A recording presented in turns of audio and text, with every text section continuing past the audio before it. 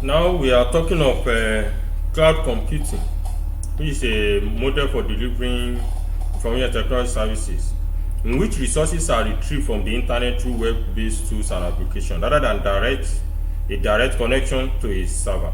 So, most of activities for relating to data and computer usage can now be done by subscribing to a third party.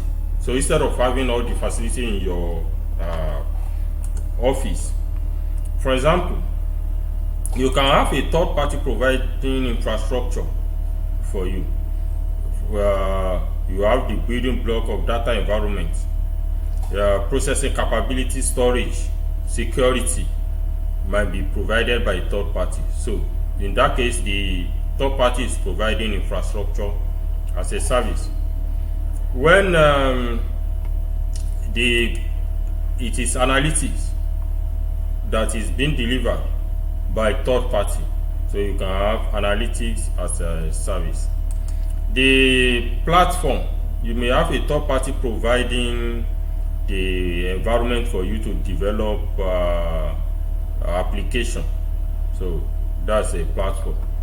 Then you can have third party providing software that you just log on to make use of it.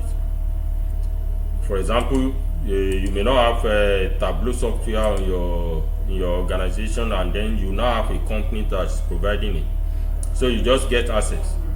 The software you are using is hosted, is owned by another company, and then you can get data also provided as a service. So in terms of technology for managing data, we have several of them, like SQL is a common one. Then we have Hadoop, which is for distributed file processing, so that when the file is large, it will help. It will be faster. It will process faster by breaking it into components and do distributed file processing. MongoDB use the key value pairs and can handle documents. Neo4j is for graph database that has network, so it has node, edges, and property stored. SAP HANA is column oriented instead of row based, so it's column oriented relational database. Other data management concepts, we have data governance, which relate to how to set policies and procedures standard for effective use of data, so that there will be rules and punishment for violating rules, and then you keep to it, so that you will be ethical in your use of data. And data integration is the capability to give access and usage for different users.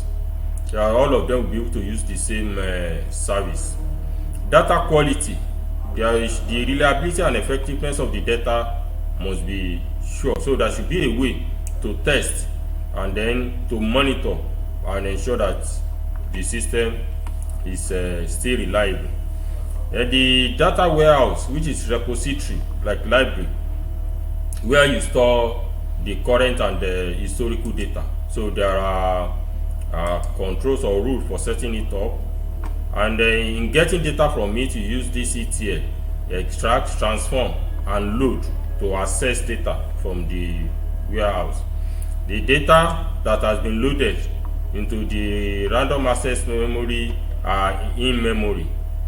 Then online analytical processing enable analysis of multidimensional data interactively. So it has consolidation, drill down, slicing, dicing, so a lot of analysis can be performed online. Online transaction processing for data entry and retrieval for transaction. Then structured query language is the most common relational database that we are used to. Dirty data are data with error or noise that we need to clean, such as the social media data we mentioned earlier.